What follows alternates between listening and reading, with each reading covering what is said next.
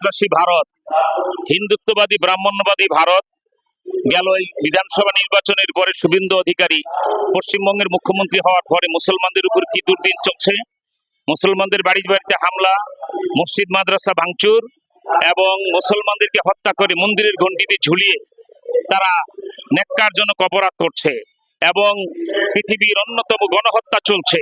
এর প্রতিবাদেই আজ 20 মে আমাদের মুন্সিগঞ্জ শিল্পকলা চত্বরে আমরা তার প্রতিবাদে বিশাল বিক্ষোভ সমাবেশ এবং মিছিল আয়োজন করেছি এবং ইনশাআল্লাহ ভারত যা শুরু করেছে অচিরেই গজওয়াতুল হিন্দের সূচনা হয়ে যাবে এবং ভারত আবার মুসলমানরা দখল করবে ইনশাআল্লাহ। ইনশাআল্লাহ ভারতের এই জুলুমের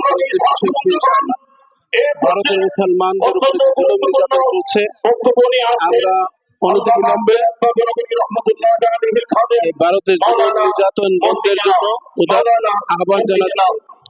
যদি তারা অপারগ হয় তাহলে পুরো বিশ্বের মুসলমান ভারতকে বয়কট করবে।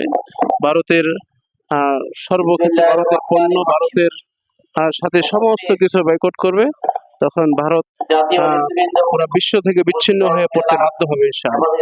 এটা ভারতের মুসলমানদের উপর যে জুলুম নির্যাতন চলছে, মুসলমানদের মসজিদ ভাঙা, মুসলমানদের মানবদের ইজ্জত হরণ করা, মুসলমানদের ঘর বাড়ি বুলডোজার দিয়ে মাটির সঙ্গে মিশিয়ে দেওয়া সহ যত ধরনের জুলুম, সেখানে বিজেপি সরকার নরেন্দ্র মোদীর পক্ষ থেকে বিশেষ করে পশ্চিমবঙ্গে শুভেন্দু অধিকারী এর পক্ষ থেকে যে জুলুম অত্যাচার করা হচ্ছে তার প্রতিবাদে আমাদের আজকের এই বিক্ষোভ সমাবেশ।